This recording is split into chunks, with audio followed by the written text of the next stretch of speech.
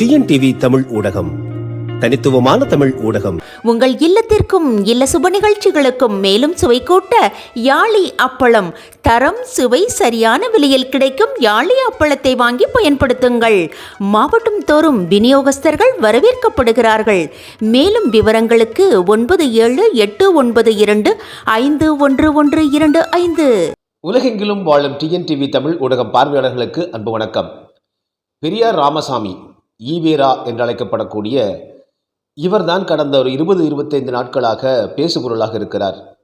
காரணம், நாம் தமிழர் கட்சியினுடைய தலைமை ஒருங்கிணைப்பாளர் திரு சீமான் ஈவே ராமசாமி பேசியதாக ஒரு கருத்தை எடுத்துச் சொல்ல, அவ்வாறு அவர் பேசவில்லை என்று எதிர்வாதங்கள் முன்வர, ஒட்டுமொத்தமாக உலகெங்கிலும் இருக்கக்கூடிய தமிழ் சமூகத்தினுடைய பேசுபொருளாக இது மாறியிருக்கிறது. முன்னதாக சீமான் அவர்கள் ஒரு மேடையில் மிக எளிமையாக தமிழ் போல் எங்கும் இனிதான மொழியை காணோம் என்று சொன்ன பாரதியாரை பார்ப்பான் என்று ஒதுக்குகிறீர்கள், தமிழை காட்டுமிராண்டி சனியன் என்று சொன்ன பெரியாரை தந்தை என்கிறீர்களே, இது நியாயமா என்று ஒரு கேள்வி எழுப்புகிறார். ஆக நீங்கள் ஒருவர் ஒரு செயல்பாடு என்ன, வெறுமனே பார்ப்பான் அப்படி பண்ணிட்டான், எல்லாத்தையும் ஐயோ பார்ப்பான், ஐயோ பிராமணன், ஐயோ பார்ப்பான், ஐயோ பிராமணன் என்று ஒரு புறம் சொல்லிக்கொண்டே, பார்ப்பனிய பிராமணிய ஆதிக்கம் இருந்தது, வடவேத ஆரியம் இங்கே நுழைந்தது, அதை எதிர்த்து பன்னெடுங்காலமாக தமிழர்கள் போராடி கொண்டுதான் இருந்தார்கள் என்பதில் யாருமே அதை மறுக்க முடியாது. அதன் காரணமாகத்தான் தமிழ்நாட்டில் இங்கே பார்ப்பன எதிர்ப்பு என்பதை பெரியார் ராமசாமி அவர்கள் எடுத்துக்கொண்டு இங்கே அவரால் இப்படிப்பட்ட ஒரு அமைப்பை கட்டமைக்க முடிந்தது. இவரால் கர்நாடகாவிலேயோ கேரளாவிலேயோ ஆந்திராவிலேயோ இந்த பார்ப்பன பிராமண எதிர்ப்பை வைத்துக்கொண்டு திராவிடர் கழகத்தை அங்கே விரிவாக்க முடியவில்லை. சுயமரியாதை இயக்கத்தை கூட அந்த மாநிலங்களில் விரிவாக்க முடியவில்லை. எனவே தமிழ்நாட்டில் தமிழர்களிடையே பெரும்பான்மையாக தமிழர்கள் வாழக்கூடிய தமிழ்நாட்டில் இங்கே ஆரிய வடவேத ஆரிய எதிர்ப்பும் பிறமொழியினுடைய திணிப்பு எதிர்ப்பும் காலம் காலமாக இருந்து கொண்டிருந்த காரணத்தினால், எனவே இங்கேதான் ஈவேரா அவர்களுடைய இந்த ஒட்டுமொத்தமான நுண்ணரசியல் ஈடுபட்டது. இதற்கு காரணம் என்னென்னா, தமிழ் மொழி கன்னடம் போல் தெலுங்கு போல் மலையாளம் போல் பிற மொழிகளை சார்ந்தில்லை. தமிழ் மொழியில் உள்ள அனைத்து வேற்றுமொழி சொற்களை எல்லாம் நீங்கள் அகற்றிவிட்டாலும் கூட தமிழ் தனித்து இயங்க வல்லது. ஆனால் இதே கன்னடாவிலும் அதே போல் மலையாளம் தெலுங்கு ஆகிய மொழிகளிலிருந்து பிற மொழி சொற்களை நீங்கள் அகற்றிட்டீங்கன்னா அது ஒரு எலும்பு கூட ஆயிரும். எனவே அவர்கள் சமஸ்கிருதம் அல்லது வேறு பிற மொழி சொற்களை சார்ந்துதான் வாழவே முடிகிறது அந்த மொழிகளால். எனவே அந்த மொழி பேசக்கூடிய இன மக்களும் இந்த பிற மொழியான சமஸ்கிருதம் உள்ளிட்ட பிற மொழிகளை, ஹிந்தி உள்ளிட்ட மொழிகளை சார்ந்துதான் அவர்களால் வாழ முடியும். பண்பாட்டு ரீதியாகவே அப்படி ஆயிரும். ஏனென்றால் மொழிதானே உங்களுக்கு அடிப்படை. ஆனால் தமிழ் அப்படி கிடையாது. தமிழ் தனித்து இயங்க வல்லது. எனவே பிற மொழிகளிடம் இரவல் வாங்கி, சொற்களை இரவல் வாங்கித்தான் பயன்படுத்த வேண்டும் என்ற தேவை இல்லாத ஒரு மொழி. இந்த மொழி பேசும் மக்களும் இந்த இனமும் இதே போலதான் பிறமொழியாளர்களுடைய திணிப்பும், பிறமொழி சொற்களுடைய திணிப்பும், பிறமொழி ஆதிக்கத்தினுடைய திணிப்பையும் தொடர்ந்து எதிர்த்து கொண்டே இருந்திருக்கிறார்கள். அந்த வகையில் வடவேத ஆரியத்தை தொடர்ந்து எதிர்த்தார்கள். ஆனால் இங்கே விஜயநகர பேரரசுக்கு வந்ததுக்கு பிறகு இங்கே ஏராளமான மக்கள் குடியேறினாங்க. அதில் பல்வேறு மொழி பேசக்கூடியவர்கள் இருந்தாங்க. இதில் பெரும்பான்மையாக தெலுங்கர்கள் இருந்தார்கள் அப்படிங்கிறது வரலாற்று உண்மை, நம்ம கற்பனை சொல்லலை. இவர்கள் வந்தபோது இவர்கள் என்ன செஞ்சிட்டாங்கன்னா, குறிப்பாக நீதி கட்சி என்று சொல்லக்கூடிய ஜஸ்டிஸ் கட்சி, அது பார்த்திங்கன்னா நடேச முதலியார் என்கிற ஒரு தமிழரால் தொடங்கப்பட்ட அமைப்பு. தென்னிந்திய நல உரிமை சங்கம். அதற்கு பிறகு அவர்கள் ஜஸ்டிஸ் என்ற ஒரு பத்திரிகை நடத்தி கொண்டிருந்த காரணத்தினால் அது நீதி கட்சி ஜஸ்டிஸ் பார்ட்டி என்று அழைக்கப்பட்டது. அதன் பிறகு பார்த்திங்கன்னா அதனுடைய தலைவர்கள் எல்லாம் யாராயிட்டாங்கன்னு பார்த்திங்கன்னா அனைவருமே மிட்டா மிராசுதார்கள், ஜமீன்தார்கள், முதலாளித்துவம் கொண்டவர்கள், பெரும் பணக்காரர்கள் எல்லாம். அவர்கள் பெரும்பாலும் இல்லை, 100க்கு 90 விழுக்காடு, 99 விழுக்காடு அவர்கள் அனைவருமே தலைவர்களாக இருந்தவர்கள் தெலுங்கர்களாக இருந்து விட்டார்கள். இதன் காரணமாக நீதி கட்சி என்பது பார்த்திங்கன்னா பிராமணர் அல்லாதவர்களுக்கான அமைப்பு என்று சொல்லப்பட்டாலும் கூட அது முழுக்க முழுக்க தெலுங்கர்களுடைய அமைப்பாகத்தான் செயல்பட்டது. இதுதான் அதனுடைய உண்மை. இதில் நம்ம யாருமே இதை மறுக்க முடியாது. யார் அந்த கட்சியை தொடங்கினார்களோ, அந்த அமைப்பை தொடங்கினார்களோ, அதாவது தமிழரான நடேச முதலியார், அவருடைய பெயர் இப்பொழுது எங்கேயுமே இல்லை. ஈவேரா அவர்களுடைய வாழ்க்கை வரலாறு என்று சொல்லக்கூடிய தமிழர் தலைவர் என்கிற தலைப்பில் வைக்கப்பட்ட ஒரு நூலில் கூட அவரை பற்றி, நடேசனை பற்றி அவர் பெரிதாக அவர் குறிப்பிடவில்லை. இன்னும் ஒரு இடத்தில் விடுதலையினுடைய முற்பக்கத்திலேயே போடுறாரு, இங்கே பார்ப்பான் தமிழர்களைத்தே பையன்கள் என்று கூறுகிறார்கள், இந்த இழிநிலையிலிருந்து மீட்பதற்கு கன்னடனான நானும் என்று ஈவே ராமசாமி தன்னை கன்னடன் என்றே சொல்லிக் கொள்கிறார். அதே போல் தியாகராய செட்டியாரான தெலுங்கரும் டிஎம் நாயரான மலையாளியும் தான் இங்கே வந்து நின்று போராட வேண்டியிருக்கிறது. எந்த தமிழ் தலைவன் போராடினான் என்று அவர் அச்சிட்ட அச்சு அப்படியே இருக்கிறது என்றும் சான்றுகளாக ஆதாரங்களாக. ஆக அந்த அமைப்பை தொடங்கி நடேச முதலியார் பேரே அதில் வரல. அதை முதலாக வந்து பார்த்திங்கன்னா திராவிட இயக்கம் என்று தொடங்க வேண்டும் என்கிற ஒரு எண்ணம் வந்து இருந்தது. அதை வந்து முன்வைத்தவர் நடேச முதலியார் என்கிற தமிழர். நீதி கட்சி அவர் தான் தொடங்குறார், ஜஸ்டிஸ் பார்ட்டி அவர் தான் தொடங்குறார். அதிலும் குறிப்பாக தென்னிந்திய நல உரிமை சங்கத்தின் அவர் தான் நிறுவனர். அவர் உடன் இருந்தவர்கள் தான் வந்து பார்த்திங்கன்னா இணை நிறுவனர்களாக பதிவு செய்யப்பட்டிருக்கார்கள். ஆக நிறுவனருடைய பெயரையே பிற்காலத்தில் வந்து ஈவேரா அவர்களும் ஒட்டுமொத்த திராவிட இயக்கங்களும் முற்றாக அவரை நிராகரித்துவிட்டு எந்த தமிழர் தலைவருக்கு அமைப்பை கட்டமைக்க இங்கே வந்து அருகதி இருக்கிறது, எங்கே தமிழர் தலைவர்கள் இருக்கிறார்கள் என்ற கேள்வியை ராமசாமி முன்வைக்கிறார். ஆக தொடக்கத்திலேயே நீங்கள் வந்து பார்த்திங்கன்னா நீதி கட்சியை வந்து முழுக்க மிட்டா மிராசுதார்கள், ஜமீன்தார்கள், பணக்காரர்கள், அதுவும் ஆங்கிலேயர்கள் கொடுத்த பட்டங்களை எல்லாம் சர் பட்டம், திவான் பட்டம் போன்ற பட்டங்களையும் சுமந்து கொண்டு நெஞ்சு நிமிர்த்தி நடைபோட்டு கொண்டிருந்த அந்த மிராசுதார்கள் தான் பிரிட்டிஷ்காரர்களுடைய அடிவரடுகளாக செயல்பட்ட பெரும் கோடீஸ்வரர்கள் தான் அன்று நீதி கட்சியினுடைய தலைமை பொறுப்பில் இருந்தார்கள். அந்த காலகட்டத்தில் 1919 25 வரையிலும் கிட்டத்தட்ட 6 ஆண்டுகள் வந்து பார்த்திங்கன்னா காங்கிரஸ் கட்சியில் இணைந்தார் ராமசாமி. ஐயா காங்கிரஸ் கட்சியில் இணைந்ததுக்கு பிறகு வந்து பார்த்திங்கன்னா அவர் செய்த 2 மிகப்பெரிய போராட்டங்கள். அவர் கலந்து கொண்ட, அவர் செய்த அல்ல, அவர் காங்கிரஸ் கட்சியினுடைய தலைவராக இருக்கிறார். அதனால் வந்து மகாத்மா காந்தியினுடைய கட்டளைக்கு ஏற்பது அவர் செயல்படுறாரு. மகாத்மா காந்தி மீது அபரிமிதமான பற்று இல்லை. சாமி சிதம்பரனார் சொல்கிறார், அவர் வந்து ஒரு வெறி கொண்டே இருந்தார் அப்படின்னு சொல்கிறார் ஒரு இடத்துல. அப்படி இருக்கும் பொழுது மகாத்மா காந்தியினுடைய உத்தரவின் பேரில் 2 போராட்டங்களில் ராமசாமி பங்கேற்கிறார். ஒன்று கள்ளுக்கடை மறியல் போராட்டம், இன்னொன்று வைக்கத்தில் நடந்த போராட்டம். இவர் காங்கிரஸ் கட்சியினுடைய மாகாண தலைவராக இருந்த காரணத்தினால் காந்தி என்ன சொல்கிறாருன்னா, இந்த போராட்டங்களை முன்னெடுத்து செய் ராமசாமி நாய்க்கரே அப்படின்னு சொல்கிறார். அதன் காரணமாக அப்பொழுது அவரை செய்கிறார். கள்ளுக்கடை மறியல் போராட்டத்தில் வந்து பார்த்திங்கன்னா அவர் செய்த ஒரு அபத்தம் என்னென்னா, ஒரு 500 தென்னை மரங்களை வெட்டி வீழ்த்தி விடுகிறார். இது பற்றி வந்து இந்த ஈவே ராமசாமி அவர்களுடைய வரலாற்றை எழுதிய சாமி சிதம்பரனார் என்ன சொல்கிறாருன்னா, காந்தி மீது கொண்டு இருந்த வெறியின் காரணமாக தென்னை மரங்களை வெட்டி வீழ்த்திய பைத்தியகாரத்தனத்தை செய்தார் ஈவே ராமசாமி அப்படின்னு சாமி சிதம்பரனார் நூலில் எழுதியிருக்கார். என்ன காரணம்னா, காந்தி குறிப்பிட்ட இந்த இறக்கக்கூடிய இந்த மரங்கள் எல்லாம் வட இந்தியாவில் பூரா ஈச்ச மரங்கள்லேருந்து இறக்குனாங்க. அந்த ஈச்ச மரத்தை நீங்கள் வெட்டி சாய்ச்சிட்டாலும் அதனால் எந்த ஒரு பெரிய ஒரு அபாயமும் இல்லை, ஆபத்தும் இல்லை. அதாவது தென்னை மரம் என்பது ஒற்றை தென்னம் பிள்ளை என்பது, நம்ம பிள்ளை என்ன சொல்கிறோம் தமிழில், குழந்தையைப் போல, மகனைப் போல, மகளைப் போல தென்னம் பிள்ளைன்னு பேர். அது அத்தனை உயிரினங்களுக்கு அது வந்து ஒரு பாதுகாப்பு இடமாக இருக்கிறது, பறவைகள் தங்குமிடமாக இருக்கிறது. அதே போல் இளநீர் கொடுக்கிறது, தேங்காய் கொடுக்கிறது. நீங்கள் தென்னை மரத்தில் எந்த ஒரு பகுதியுமே நீங்கள் வந்து குப்பையாக போட முடியாது. அத்தனையும் பயன்படுத்தக்கூடிய பொருளாக இருக்கக்கூடிய செல்வம் கொழிக்கக்கூடிய 500 தென்னை மரங்களை வெட்டினார் என்றால் சாமி சிதம்பரனார் அவருடைய ராமசாமி வரலாற்றை எழுதிய சாமி சிதம்பரனாரை பைத்தியகாரத்தனமான செயல் என்று வர்ணித்திருக்கிறார். இது ஒரு கள்ளுக்கடை போராட்டம். இதில் வந்து பார்த்திங்கன்னா உண்மையிலேயே அந்த கள்ளுக்கடை போராட்டத்தில் மிகப்பெரிய வெற்றிக்கு காரணம் ஈவே ராமசாமி அவருடைய மனைவி நாகம்மையும் ஈவே ராமசாமி அவருடைய தங்கை கண்ணம்மாள் என்ற அவங்க பெயர் நினைக்கிறேன். இவங்க 2 பேர் தான் காரணம். இவர்கள் நின்று காரணத்தினால்தான் இந்த போராட்டம் பெரும் போராட்டமாக இருந்தது. இதை மகாத்மா காந்தி குறிப்பிடுகிறார். ஈரோட்டில் 2 பெண்கள் தான்ப்பா இந்த கள்ளுக்கடை மறியலில் தொடர்ந்து பெரிய அளவில் நடத்திட்டு இருக்காங்க, அவர்கள் சொன்னால் வேண்டுமானால் நம்ம வந்து இந்த கள்ளுக்கடை மறியல் நிறுத்திவிடலாம் என்று குறிப்பிடுகிறார். ஆக அந்த இடத்திலே வந்து ஈவே ராமசாமி அவர்கள் குடும்பத்தினுடைய பெண்கள் தான் நிற்கிறார்கள். அதே போல் வைக்கத்துக்கு அனுப்புகிறார், இது காந்தி தான் அனுப்புகிறார். காங்கிரஸ் கட்சியினுடைய பணம் 25,000 ரூபாய் பணத்தை எடுத்துக்கொண்டு அங்கே தான் அவர் போய் அந்த வைக்கத்தில் போராடுறார்.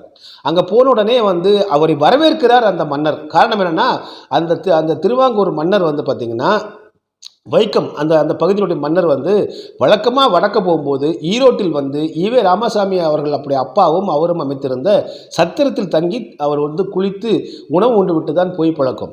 எனவே அவர் வந்து அந்த சத்திரத்தில் தங்கக்கூடிய வழக்கத்தை கொண்ட அந்த அரசர் இவர் வைக்கத்துக்கு போன உடனே இவரை வந்து ஆள் விட்டு வரவேற்கிறார். அவர் இல்லை நாங்கள் போராட்டத்துக்கு வந்திருக்கிறோம், நீங்கள் வந்து இப்போ நான் விருந்தினராக வரல அப்படின்னு இவர் சொன்னதாகவும், உடனே இவரை வந்து அதற்கு பிறகு நடந்த 2 போராட்டங்களில் அவர் கைது செய்து விடுவதாகவும் தகவல். அப்பொழுது வந்து பார்த்திங்கன்னா நாகம்மை தான் போய் அங்கே நின்று ராமசாமியோடைய மனைவி நாகம்மை தான் அந்த போராட்டத்தை பெண்கள் போராட்டத்திலும் ஒருங்கிணைத்து அதற்கு பிறகு ஒரு 6 மாத காலம் அங்கே இருந்துட்டு வர்றார். ஆக இரண்டுமே காங்கிரஸ் கட்சியினுடைய தலைவராக மகாத்மா காந்தியினோட உத்தரவுக்கு ஏற்ப வழிகாட்டுதலுக்கு ஏற்ப காங்கிரஸ் கட்சியினுடைய தலைவராக இவர் வந்து ராமசாமி அவர்கள் இங்கே போராடுறார். இந்த 2 பொது போராட்டங்களை தவிர ஈவே ராமசாமி அவருடைய வாழ்க்கையில் வழக்கு அவர் மீது போடப்பட்டதும் அவர் சிறை சென்றதுமெல்லாம் வந்து பார்த்தீங்கன்னா 99.9 விழுக்காடு அவதூறு வழக்குகள் தான். இதை மிக முக்கியமாக நாம் வந்து கவனிக்கணும். ஹிந்தி திணிப்பு எதிர்ப்பு போராட்டத்தில் அவர் அதற்காக நேரடியாக சிறை சென்றாரா என்றால் இல்லை. ஹிந்தி திணிப்பு எதிர்ப்பு போராட்டத்தில் வந்து பார்த்திங்கன்னா அப்போ என்ன போராட்டத்தினுடைய வடிவமாக அமைக்கப்பட்டிருந்ததுன்னா, ஈழத்து சிவானந்தம் அடிகள் அவருடைய தலைமையில் வந்து முதலமைச்சர் வீட்டுக்கு அருகே வந்து ஹிந்தி எதிர்ப்பு மையம் என்ற ஒரு மையம் இடம் தொடங்கப்பட்டு அங்கே வரக்கூடியவர்கள் என்ன பண்ணுவாங்கன்னா, காவல்துறை வந்து நிற்கும், 2 பேராக போய் வந்து ஆர்ப்பாட்டம் பண்ணுவாங்க, அவர்களை கைது செய்து எடுத்துகிட்டு போவாங்க. இப்படி கிட்டத்தட்ட 60-70 பேர் வந்து 3 நாட்கள்லேயே கைதாயிட்டாங்க. அப்படி இந்த எப்படி உப்பு சத்தியாகிறதுக்கு நம்ம சினிமாலாம் பார்த்துட்டு போகலாம், போய் நேரு போய் வந்து போராட்டம் பண்ணுவார், காவல்துறை அவங்களை அடக்கி உள்ள தூக்கி போடுவாங்க. இந்த மாதிரியான ஒரு போராட்டத்தை தான் வந்து அன்று முன்னெடுக்கப்பட்டது. இது போன்ற நின்று முழக்கமிட்டு ஹிந்தி திணிப்பு ஒழிக, முதலமைச்சர் ஒழிக, இந்திய அரசு ஒழிகன்னு சொல்லியெல்லாம் வந்து ஈவே ராமசாமி அவர்கள் அந்த சிறைக்கு செல்லவில்லை. அன்று பெண்கள் மாநாடு நடக்கிறது. இத்தனை கலேபரம் நடக்கக்கூடிய இடத்துல அங்கே பெண்கள் மாநாடு நடக்கிறது. அதில் மறைமலை அடிகள் மகளெல்லாம் கலந்து கொள்கிறார்கள். அந்த பெண்கள் மாநாட்டில் தனக்கு பெரியார் என்றவர்கள் பட்டம் சூட்ட அதை மகிழ்ச்சியோடு ஏற்றுக்கொள்கிறார் ராமசாமி அவர்கள். நாடு வந்து ஒட்டுமொத்த நாடே ஹிந்தி திணிப்பு எதிர்ப்பை வந்து ஹிந்தி திணிப்பு என்றால் என்னன்னா, பள்ளிக்கூடங்களில் ஹிந்தி கட்டாயம் என்கிறதை வந்து ராஜாஜி என்கிற ஈவே ராமசாமியினுடைய குடும்ப உறவினரும் இறுதிக்காலம் வரை நண்பர்களாக இருந்த ராஜாஜி தான் கொண்டு வரார், கன்னட பிராமணர் அவர். ஆக அதை வந்து நீங்கள் எதிர்ப்பதெல்லாம் விட்டுவிட்டு அவர் முதல்ல என்ன சொல்கிறார், இப்படிலாம் வந்து இந்த போராட்டம்லாம் பண்ணாதீங்கப்பா, இதெல்லாம் வேஸ்ட்டுன்னே அவர் விளக்குறாரு. அதற்கு பிறகு நீங்கள் வந்து பார்த்தீங்கன்னா இது பெரிய அளவு எழுச்சி பெறுதுன்னு உடனே உள்ளே கலந்துக்குவார். எப்பொழுதுமே அவர் அப்படித்தான், முதல்ல வந்து உன்னை கலைப்பார் அல்லது உள்ளே கலந்து கொண்டு அந்த ஆட்டத்தை கலைப்பார். அதைத்தான் இன்று வரை திராவிட இயக்கத்தினர் செஞ்சுட்டு வராங்க. நீங்கள் பார்க்கலாம், அவருடைய வாரிசுகள் அனைவருமே அதைத்தான் செஞ்சுட்டு வருவாங்க, சீடர்களாக இருக்கக்கூடியவர்கள். ஆக அவருடைய சிறை சென்றது வந்து அந்த மகளிர் மாநாட்டில் பேசும்போது அரசுக்கு எதிராக பேசியதாகவும் அரசுக்கு எதிராக மக்களை தூண்டியதாகவும் இந்த அவதூறு வழக்கில் தான் சிறைக்கு போகிறார். அதற்கு பிறகு நீங்கள் வந்து பார்த்தீங்கன்னா பார்ப்பனர்களை கொல்ல வேண்டும், வெட்ட வேண்டும், வீடுகளை எரிக்க வேண்டும்லாம் பல இடங்களில் பேசியிருக்கார். அதற்கு அவதூறு வழக்கு. ஆக பெரும்பான்மையானது ஒரு அவதூறு வழக்காக தான் இருக்குது. ஆக காங்கிரஸ் கட்சியில் அவர் வந்து அங்கே தலைவராக இருந்த காலத்தை தவிர மீதி எல்லாமே அவதூறு வழக்கு. மேடையில் பேசிய, தன்னுடைய பத்திரிகைகளில் அவதூறாக எழுதிய, மேடையில் அவதூறாக பேசிய காரணத்தினால்தான் அவர் வந்து பார்த்திங்கன்னா அவருக்கு சிறை தண்டனை கொடுக்கப்படுகிறது. ஆக அவருடைய அடிப்படையில் நீங்கள் நல்லா உற்று கவனித்தோம்னா மக்கள் போராட்டம் என்று இவர் பெருந்திரள் போராட்டமாக இவர் கலந்து கொண்டதில் வந்து பெரிய அளவு வந்து முன்னெடுத்து சென்றது வந்து பார்த்திங்கன்னா இந்த கள்ளுக்கடை மறியல் போராட்டமும் வைக்கம் போராட்டமும் தான் இருக்கிறது. அதற்கு பிறகு பெரிய போராட்டங்கள் எல்லாம் வந்து பார்த்திங்கன்னா தற்பொழுது உருட்டுகிறார்களே தவிர அதற்கான சான்றுகள் சாமி சிதம்பரம் நூலிலே கிடையாது. மீதி எல்லாம் வாட்சி பார்த்தா பூரா அவதூறு வழக்காக தான் இருக்குது. நீதிமன்றத்தில் போய் அவதூறு வழக்கு. ஆனால் அதுக்கு வந்து எதிர்த்து வாதாட மாட்டார். அதற்கு பிறகு வந்து பார்த்திங்கன்னா அறிஞர் அண்ணா அவர்களும் இவிகே சம்பத் அவர்களும் ஒரு வழக்கு இவர் மேலே போடுறாங்க. அதுவும் அவதூறு வழக்கு தான். அண்ணா அவர்கள் வந்து என்ன வழக்க போடுறா, அறிஞர் அண்ணா என்னை கொலை செய்ய முயற்சிக்கிறார் என்று அண்ணாவின் உருவத்தை மட்டும் சொல்லி பெயரை சொல்லாமல் தன்னுடைய குடியரசு இதழில் விடுதலை இதழில் எழுதுகிறார் யார், ராமசாமி அவர்கள். அதற்கு அறிஞர் அண்ணா அவர் மீது வழக்கு போட்டார். நீதிமன்றத்தில் வந்துட்டு இல்லை நாங்கள் வந்து அண்ணாவை குறிப்பிடவில்லை என்று இவர்கள் வந்து மறுத்த காரணத்தினால் அந்த வழக்கை திரும்ப பெற்றுக்கொள்கிறார் அறிஞர் அண்ணா. இவிகே சம்பத்தும் அண்ணன் மகன் அவரும் ஒரு வழக்கு போட்டார். எல்லாமே நீங்கள் அவதூறு வழக்கு தான்.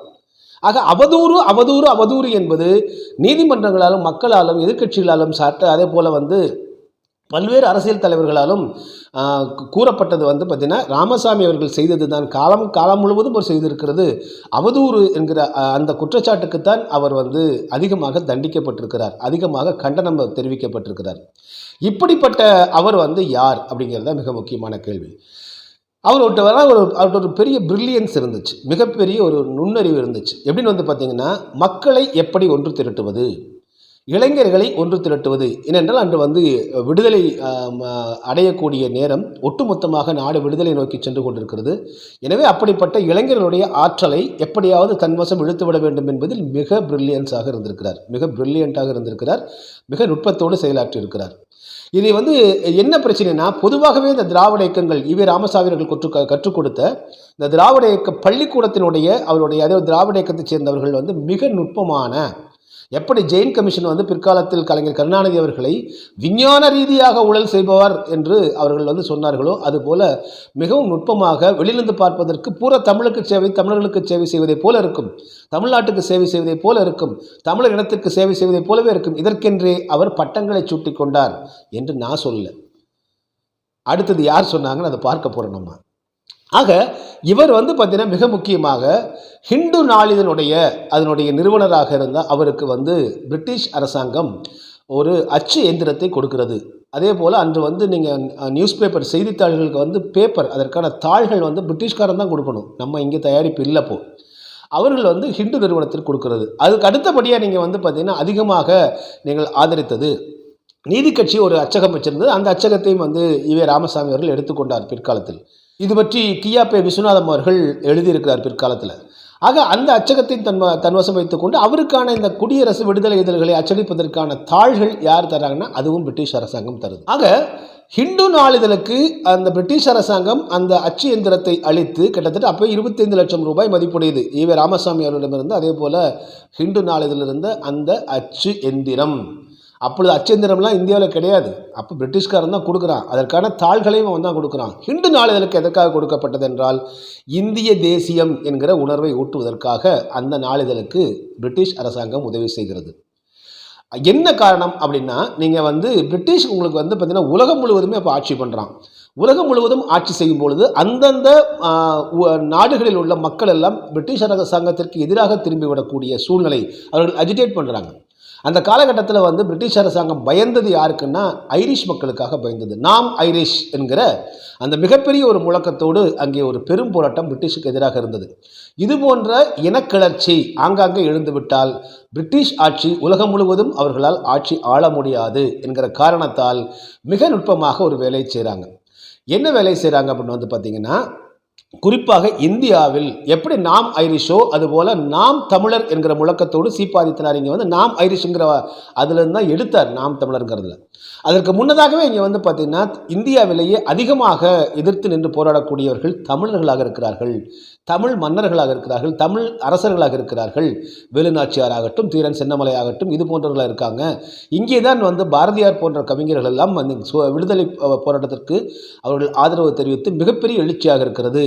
ஒட்டுமொத்தமாக இந்திய நிலப்பரப்பில் வந்து பார்த்திங்கன்னா தமிழ்நாடு தான் பிரிட்டிஷ் அரசாங்கத்தை மிக உக்கிரமாக எதிர்க்கிறது. எனவே என்ன செய்வது என்று அங்கே வந்து பிரிட்டிஷ் அரசாங்கத்தினுடைய அதிகாரிகளும் சிந்திக்கிறார்கள். சிந்திச்சு என்ன பண்ணுறாங்கன்னா, இந்திய நிலப்பரப்பு அதற்கு முன்பு இந்தியா என்கிற தனி நாடாக இல்லை, அவை சமஸ்தானங்களும் மன்னர் வாழக்கூடிய நாடுகளாகவும் இருந்தன. அவற்றையெல்லாம் இந்தியா என்கிற சொல்லுக்கு இடையில கொண்டு வராங்க. இதற்காக நீங்கள் மனுஸ்மிருதியை எடுத்துக்கொண்டு மனுஸ்மிருதியின் அடிப்படையில் சட்டங்களை உருவாக்குகிறது பிரிட்டிஷ் அரசாங்கத்தினுடைய அதிகாரிகள் தான். நீங்கள் வந்து பார்த்தீங்கன்னா அவங்க தான் பண்ணுறாங்க. கொல்கத்தாவில் அமர்ந்து கொண்டு அவர்களுக்கு உறுதுணையாக இருந்தவர்கள் வடவேத பிராமணியர்கள். இப்படிப்பட்ட நிலையில் என்ன பண்ணுறேன்னா, இந்தியா என்கிற நிலப்பரப்பை உண்டாக்கி இந்திய ஒற்றுமையை, இந்தியா என்பது ஒரு தேசம் என்கிற இந்திய தேசிய உணர்வை கொண்டு வராங்க. இந்த இந்திய தேசிய உணர்வை கொண்டு வந்ததில் மிக முக்கியமான பங்களிப்பு யாருக்கு இருந்துச்சு? மகாத்மா காந்தி அவர்களுக்கும் இருந்துச்சு. அதே போல் பிரிட்டிஷ் அரசாங்கமே இதை விரும்புகிறது. ஆக இந்தியா என்கிற ஒரு நாட்டை இந்திய தேசியம் என்கிறதை உருவாக்கியதே பிரிட்டிஷ் அரசாங்கம் தான். அதே போல் இந்து மதம் என்பதை வந்து உருவாக்கியதே பிரிட்டிஷ் அரசாங்கம் தான். காரணம் என்னென்னா, தனித்தனி மதங்களாக இருந்தால் அவன் மதத்தின் அடிப்படையில் நாளைக்கு பிரிட்டிஷ்காரனை எதிர்த்து விடக்கூடாது என்பதற்காக இந்திய நிலப்பரப்பில் இருந்த எல்லா நெறி மத சமய வழிபாட்டு அமைப்புகளை எல்லாம் ஒன்று சேர்த்து இந்து மதம் என்கிற உணர்வை கொண்டு வந்துட்டாங்க. அப்போ இந்திய தேசம் இந்து மத உணர்வு என்பதை, இந்துத்துவத்தை உருவாக்கியதும் பிரிட்டிஷ்காரர்கள் தான். சரி, அப்புறம் எதுக்கு வந்து இங்கே வந்து திராவிடம் என்கிற ஒரு கான்செப்டை உருவாக்குவதற்கு ராமசாமி அவர்களுக்கு பிரிட்டிஷ்காரர்கள் உதவ வேண்டும், தூண்ட வேண்டும் அப்படின்னு வந்து பார்த்தீங்கன்னா தான் இங்கே தான் மிக மிக மிக நுட்பமான ஒரு அரசியல் இருக்கிறது. நான் ஏற்கனவே குறிப்பிட்டதை போல ஒட்டுமொத்த இந்திய நிலப்பரப்பில் பிரிட்டிஷ் ஆட்சிக்கு ஒரு மிகப்பெரிய ஒரு சிக்கலாக, ஒரு எதிர்ப்பை அதிக அளவில் செய்து கொண்டிருந்த ஒரு இனம் இருக்கிறது என்றால் அது தமிழர் இனம் மட்டும்தான், தமிழர்கள் மட்டும்தான். அவர்கள் தான் மிகப்பெரிய உக்கிரத்தோடு போராடுகிறார்கள். இந்தி திணிப்பு எதிர்ப்பு போராட்டம் நீங்கள் 1938 வந்து பார்த்திங்கன்னா தமிழ்நாடு அப்போ வந்து மதராஸ் மாகாணம், சென்னை மாகாணம், தமிழ்நாடு, கேரளா, ஆந்திரா, கர்நாடகா, ஒரிசானுடைய பகுதி எல்லாம் தான் சேர்ந்து இருந்துச்சு. அன்று ராஜாஜி ஹிந்தி திணிப்பு பள்ளிக்கூடங்களில் கொண்டு வருகிறேன், ஹிந்தி என்பது கட்டாயம் என்று திணித்த போது அதை எதிர்த்து குரல் கொடுத்து தொடர்ந்து வந்து போராட்டம் நடத்தி அந்த கட்டாயம் இல்லை, விரும்பியவர்கள் படிக்கலாம் என்று மாற்ற வைத்தது யாருன்னு வந்து பார்த்தீங்கன்னா தமிழர்கள் மட்டும்தான். ஒரு கன்னடனோ ஒரு மலையாளியோ ஒரு தெலுங்கர்களோ அங்கே வந்து கலந்து கொள்ளவில்லை. ராமசாமி மட்டும் வர்றார், அதுக்கு பிறகு பனகலரசர் கூட்டு வர்றார். வேறு யாருமே ஒட்டுமொத்தமான தெலுங்கர் வாழக்கூடிய பகுதிகளிலோ கன்னடர் வாழக்கூடிய பகுதிகளிலோ மலையாளி வாழக்கூடிய பகுதிகளிலோ எந்த எழுச்சியும் இந்தி திணிப்பு எதிர்ப்புக்காக எழவில்லை. இதுதான் மிகப்பெரிய ஒரு கிளர்ச்சி 1938. இதெல்லாம் வந்து பிரிட்டிஷ்காரன் பார்த்துட்டு தான் வலிமைப்படுத்துகிறான். என்ன வலிமைப்படுத்துகிறான்? அதற்கு பிறகு தான் நீங்கள் வந்து பார்த்தீங்கன்னா 38 காலகட்டத்தில் தான் இந்த நீதி கட்சிக்கு ஈவே ராமசாமி தலைவராக்கப்படுகிறார். இந்த முதல் ஹிந்தி திணிப்பு எழுச்சி போராட்டம் ஈழத்து சிவானந்தம் அடிகள் தலைமையில் அது தொடங்கி அது வெற்றி பெற்றதை அடுத்து தான் அவர் வந்து அதில் வந்து இந்த அவதூறு வழக்கில் சிறைக்கு போகிறார் பெல்லாரியில். அப்போ தான் ஜஸ்டிஸ் கட்சிக்கு அவர் தலைவராக்கப்படுகிறார். காங்கிரஸ் கட்சி, அதற்கு பிறகு சுயமரியாதை இயக்கம், சுயமரியாதை இயக்கத்துக்கு பிறகு நேரடியாக வந்து ஜஸ்டிஸ் பார்ட்டிக்கு போயிடுறார். இங்கே தான் ஒட்டுமொத்தமாக ஈவே ராமசாமி அவருடைய உண்மையான சுயரூபம் அனைவருக்குமே தெரிந்தது. அதிலும் குறிப்பாக இடதுசாரிகளுக்கு, பொது உடைமைவாதிகளுக்கு தெரிந்தது. ஆக எதற்காக இந்த திராவிட என்கிற அந்த நிலைப்பாட்டை இங்கே வந்து பிரிட்டிஷ் அரசாங்கம் உருவாக்குகிறது என்றால், தமிழர்களை நீங்கள் முதல்ல வந்து அவங்கள வந்து மட்டுப்படுத்த வேண்டும், தமிழ்நாட்டினுடைய எழுச்சியை மட்டுப்படுத்த வேண்டும். தமிழ்நாட்டினுடைய எழுச்சியை மட்டுப்படுத்தினால்தான் தென்னிந்தியாவில் வந்து பிரிட்டிஷ்காரர்கள் வந்து கொஞ்சம் அவர்கள் காலூன்ற முடியும். எனவே தமிழர்களை தனியாக நீங்கள் எடுத்துகிட்டு போனீங்க அப்படின்னா சிக்கலாகிவிடும். ஒன்று, தமிழர்களுக்கு தனியாக அவங்களை பிரித்து விட்டுறணும், இல்லைன்னா அவனை என்ன பண்ணணும்னா அவனை வந்து மண்டையை கழுவ வேண்டும் என்கிற முடிவுக்கு பிரிட்டிஷ் அரசாங்கம் வருகிறது. அப்பொழுது தான் இந்த திராவிட நாடு என்கிற கோரிக்கை எடுக்கிறாங்க. ஆக நீங்கள் தென்னிந்தியா முழுவதும் ஒன்றாக செய்து இங்கே திராவிட நாடு என்கிற கோரிக்கையை வைத்து ஈவே ராமசாமி அவர்களுக்கு அந்த அசைன்மெண்ட் தான் கொடுக்கப்படுது. அப்போ அவர் என்ன பண்ணுறாருன்னா முதல்ல ஃபஸ்ட்டு உடைக்கிறார். என்ன உடைக்கிறாருன்னா, ஒரு பொது பணி செய்யக்கூடியவனுக்கு, சமூக சேவனுக்கு மொழி அபிமானம் இருக்கக்கூடாது, இன அபிமானம் இருக்கக்கூடாது, தேச அபிமானம் இருக்கக்கூடாதுன்றார். இந்த மூன்றில் தான் வந்து பார்த்திங்கன்னா ஈவே ராமசாமி அவர்கள் வந்து மண்டை மேலே இருக்கிற கொண்டையை மறைத்து விட்டார் ராமசாமி அவர்கள். இது பிற்காலத்தில் அன்று அவர்களுக்கு மக்களுக்கு தெரிந்திருந்தாலும் அது பெரிய அளவிற்கு அந்த எதிர்க்க முடியல. என்ன ஆயிடுச்சுன்னு வந்து பார்த்திங்கன்னா, முதல்ல ஒரு தமிழ் தேசியம், தெலுங்கு தேசியம், கன்னட தேசியம், மலையாள தேசியம் என்று இங்குள்ள மொழிவழி தேசிய இனத்தினுடைய நாம் ஐரிஷ் வந்து கற்றுக்கொண்ட பாடத்தை பிரிட்டிஷ் அரசாங்கம் உலகெங்கிலுமே இம்ப்ளிமெண்ட் பண்ணுறான். அப்போ நாம் ஐரிஷ் போல ஐரிஷ் இன மக்கள் கொதித்தெழுந்தது போல நாம் தமிழர் என்றோ, நாம் தெலுங்கர் என்றோ, நாம் கன்னடர் என்றோ, நாம் மலையாளி என்றோ, நாம் பஞ்சாபி என்றோ, நாம் வந்து இங்கே வந்து வேறு மாநிலத்தைச் சேர்ந்த காஷ்மீரி என்றோ, மராட்டியர்கள் என்றோ இவர்கள் எழுந்து விட்டால் இவர்களை கட்டுப்படுத்துவது சிரமம். அப்படிங்கிற காரணத்துக்காக தான் முதல் எல்லாற்றையும் இந்திய தேசியம் என்கிற பட்டிக்குள் அடைக்கிறது பிரிட்டிஷ் அரசாங்கம். அதற்கு பிறகு இங்கே திராவிடர்கள் என்ற பட்டிக்குள் அடைக்கிறது பிரிட்டிஷ் அரசாங்கம். இவர்களுக்கான பணியை செய்தவர்கள் தான் இந்த ஈவே ராமசாமி மற்றும் ஜஸ்டிஸ் பார்ட்டி உள்ளிட்ட கட்சிகள். ஜஸ்டிஸ் பார்ட்டி வந்து நேரடியாகவே தெலுங்கர்கள் அமைப்பு தான். அதற்கு பிறகு அந்த தெலுங்கர் அமைப்பு ஜஸ்டிஸ் பார்ட்டிக்கு வந்து நீதி கட்சிக்கு, சுயமரியாதை இயக்கத்துக்கு வேறு யாரையுமே தலைவராக விடவில்லை. ஈவே ராமசாமி அவர்கள் தானே ஏற்றுக்கொண்டார். தன்னை அவர் வெளிப்படையாகவே தன்னை கன்னடன் என்று தான் கூறிக்கொள்கிறார். அவருடைய பூர்வீகம் வந்து தெலுங்காக இருந்தாலும், தெலுங்கு மீது அதிக பற்று கொண்டவராக இருந்தாலும், தான் கர்நாடகாவினுடைய கன்னட பலிஜா நாயுடு குடும்பத்தைச் சேர்ந்தவர் என்று தான் சொல்லிக்கிறார். அவரே, நம்ம சொல்கிறதில்லை.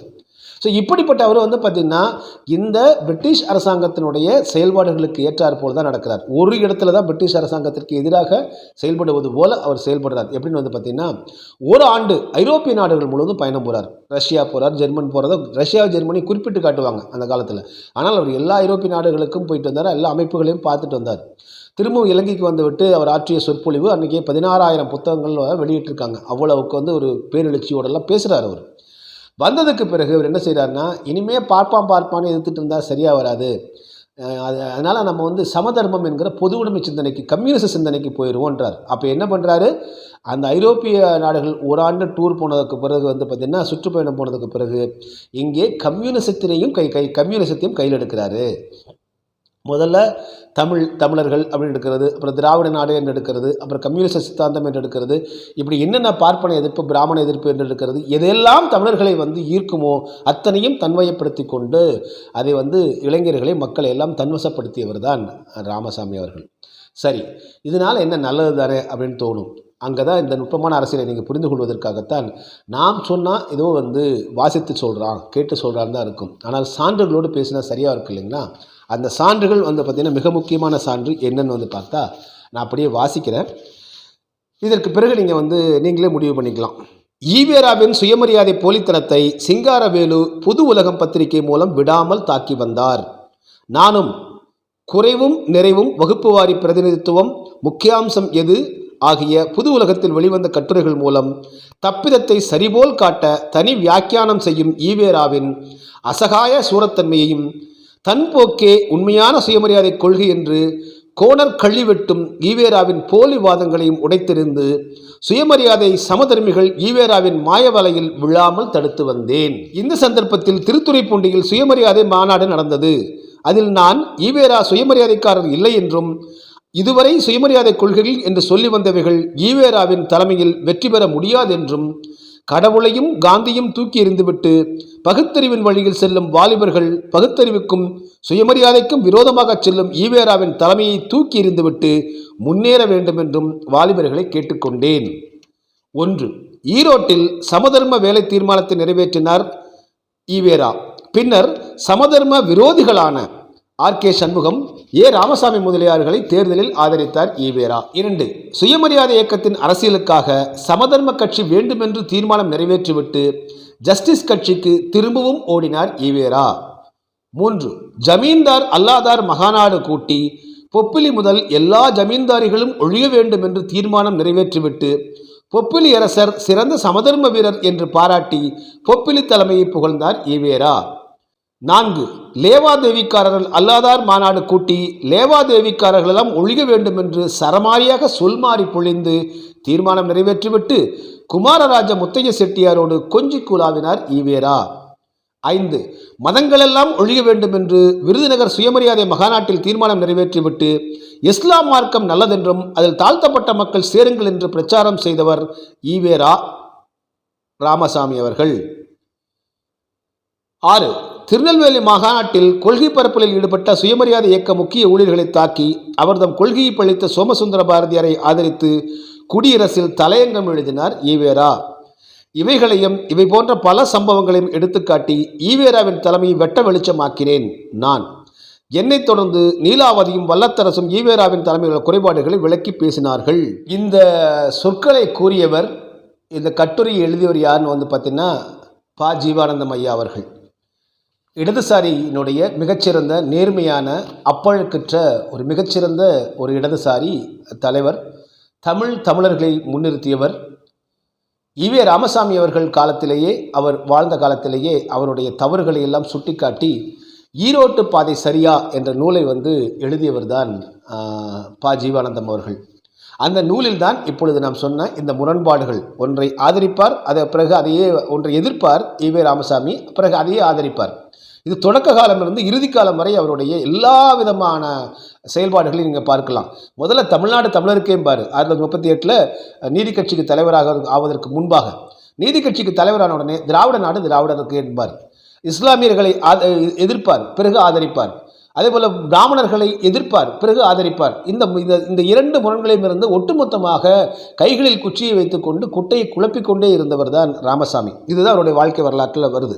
சரி, இப்படிப்பட்ட அவருக்கு ஏன் அன்னைக்கு பல பேருக்கு இந்த கேள்வி இருக்கும், இத்தனை தமிழ் தலைவர்கள் இருந்தாங்க, அவர் ப. ஜீவானந்தமெல்லாம் இப்படி வெளிப்படையாக எழுதியிருக்காரு, சிங்காரவேலர் எழுதியிருக்காரு, கீயாப்பை எழுதியிருக்காரு, மறைமலை அடியில் எழுதியிருக்காங்க, மாப்போ சிவஞானம் ஐயாவில் எழுதியிருக்காங்களே, அதை தாண்டி எப்படி இங்கே திராவிடம் தலை தோங்கியது அப்படிங்கிறதுக்கு அதற்கு அழகான ஒரு விளக்கத்தை அன்றைய காலகட்டத்தினுடைய சூழலை ப. ஜீவானந்தம் ஐயாவுடைய சொற்களிலிருந்தே கேட்கலாம்.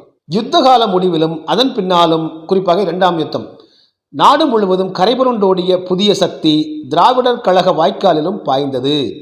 விடுதலை ஆர்வம், தமிழ் பற்று, இன எழுச்சி, புது வாழ்வு நாட்டம், புரட்சி உணர்ச்சி, பொது உடைமை காதல், இவைகளுக்கு உள்ளத்தை பறிகொடுத்த இளைஞர்களில் அநேகர் பொது உடைமை பேச்சு, சாதி மத ஒழிப்பு கிளர்ச்சி, திராவிட நாட்டு பிரிவினை, இவை குறித்து ஈவேரா, அண்ணாதுரை ஆகிய திராவிடர் கழக தலைவர்கள் ஆற்றிய சொற்பொழிவுகள், தீட்டிய கட்டுரைகள் ஆகியவற்றில் சொக்கி திராவிட கழகத்தில் குவிந்தார்கள். அவர்களுக்கு ஈரோட்டு பாதையை பற்றிய சரித்திர அனுபவமும் இல்லை, பல கோணங்களிலிருந்து அதனை ஆராய்ச்சி செய்ய முடிகிறதும் இல்லை. ஈரோட்டு பாதையை பற்றி இதுவரையில் தமிழர்களுக்கு மக்கள் கண்ணோட்டத்தோடு செய்யப்பட்ட விமர்சனம் கிடைத்ததில்லை. இன்றைய தமிழ் மக்களுக்கு ஈரோட்டு பாதையும் 20 ஆண்டு சரித்திரத்தையும் சுருக்கமாக கூறவும், ஈரோட்டு பாதைக்கும் கம்யூனிஸ்ட் பாதைக்கும் உள்ள ஒற்றுமை வேற்றுமைகளை விளக்கி காட்டவுமே இக்கட்டுரை எழுதப்படுகிறது அப்படின்னு சொல்லிட்டு தான் அந்த கட்டுரையே ஜீவானந்தம் ஐயா எழுதியிருக்காங்க. இதன் பிறகு பார்த்தீங்கன்னா அந்த கதையில் கடைசியாக இறுதியாக சொல்கிறாங்க, ஈரோட்டு பாதை சரியா அப்படிங்கிறது தான் அந்த கட்டுரையினுடைய இது.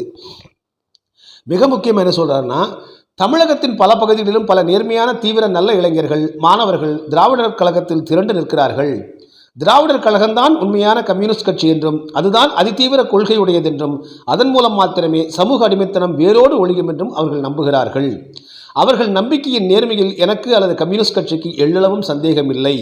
ஆனால் ஈரோட்டு பாதை அவர்களின் நம்பிக்கைக்கு வெற்றி அளிக்குமா? சொத்துரிமைக்காரர்களை, அதாவது ஜமீன்தாரர்களை, இனாம்தாரர்களை, பெருமுதலாளிகளை, மடாதிபதிகளை, மன்னர்களை அடியோடு கவிழ்ப்பதில் முனைந்து நில்லாமல் வேறு எத்தனைதான் ஆரிய எதிர்ப்பு, பார்ப்பன எதிர்ப்பு, மத எதிர்ப்பு, சமூக கொடுமை எதிர்ப்பு முழங்கினாலும் தொண்டைதான் கம்மும், பேச்சு மூச்சுதான் நஷ்டப்படும், காகிதம்தான் வீணாகும். சமூக அநீதிகளின் அடிப்படைகளை அணுக்கூட அசைக்க முடியாது. சோவியத் வாழ்வும் புதிய ஜனநாயகங்களும் உலக தொழிலாளி வர்க்கத்தின் சரித்திரம் ஏற்படும் உண்மையைத்தான் மார்க்சிய பாதையின் வெற்றியின் மூலம் தெளிவுபடுத்துகின்றன. இதுவரை ஈரோட்டு பாதையின் 20 வருட சரித்திரத்தை எனது கட்டுரையில் குறிப்பிட்டு வந்துள்ளேன். அந்த சரித்திரம் எடுத்து காட்டுவதென்பது ஈவேரா என்றும் சமூக புரட்சிக்கு விஞ்ஞானியாக பாதை காட்டியதில்லை.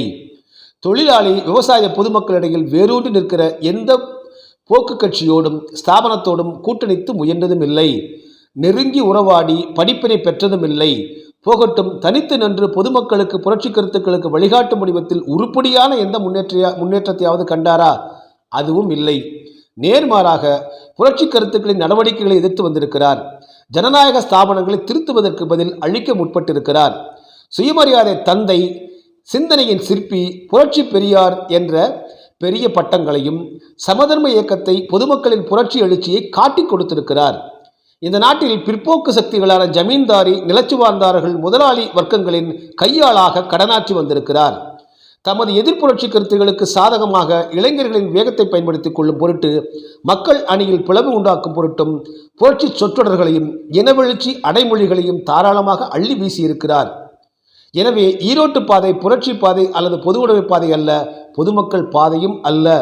சாதி மத தாழ்வுகளிலிருந்தோ, சமூக கொடுமைகளிலிருந்தோ, ஜமீன்தார் முதலாளி சுரண்டல்களான சகலவித சுரண்டல்களிலிருந்தோ தமிழ் மக்களை விடுவிக்கும் பாதையும் அல்ல. அழுகிப்போன ஜமீன்தாரி, நிலச்சுவார்ந்தாரி வர்க்கத்தின் பாதை, பிற்போக்கு பணமூட்டைகளின் பாதைதான் ஈரோட்டு பாதை. ஆக ஈவே ராமசாமி அவர்கள் தொடக்கத்தில் பார்ப்பன எதிர்ப்பு, பிராமண எதிர்ப்பு என்று தொடங்கியவர். அதற்கு பிறகு ஒரு ஆண்டு வெளியே சுற்றுப்பயணம் சென்று விட்டு பொது உடைமை கொள்கையை கையில் எடுக்கிறார். ஏன்னா அதையும் காலி பண்ணணும்ல, அவர் எடுக்கிறார். ஆனால் சிங்காரவேலர் அதே போல் பா ஜீவானந்தம் அவர்கள்லாம் மரண அடி கொடுக்குறாங்க. ஈவே ராமசாமி எடுத்த இந்த முடிவு தவறானது. அவருக்கு பொது உடைமைக்கும் கம்யூனிசத்திற்கும் எந்த தொடர்பும் கிடையாது. அவர் மேட்டுக்குடி காங்கிரஸ் கட்சி என்ற மேட்டுக்குடி இருந்தார். அதற்கு பிறகு நீங்கள் பார்த்தீங்கன்னா ஜஸ்டிஸ் கட்சி என்கிற அந்த மேட்டுக்குடியோடு தொடர்பில் இருந்தார். என்றுமே ஏழைகளுக்காக அவர் குரல் கொடுத்ததில்லை என்பதுதான் இந்த மிக முக்கியமான நமக்கு சான்றுகளாக இருக்கின்றன. எனவே உடைத்து பேச வேண்டிய தருணம் உடைத்து பேசிவிட்டோம். ஈவே ராமசாமி அவர்களை பற்றி இவர்கள் கட்டமைத்திருக்கிற பொய் பிம்பத்தை தான் தமிழ் தேசியர்களும் அதேபோல் உலகெங்கிலும் இருக்கக்கூடிய அறிவார்ந்தர்களும் தற்பொழுது அதை வெளிச்சம் போட்டு காட்டுகிறார்களே தவிர அவர் மீது தனிப்பட்ட எந்த விதமான நமக்கு வெறுப்பும் கிடையாது. மீண்டும் மற்றொரு காணொலியில் உங்களை சந்திக்கிறேன். அதுவரை நன்றி, அன்பு, வணக்கம். டிஎன்டிவி தமிழ் ஊடகம், தனித்துவமான தமிழ் ஊடகம்.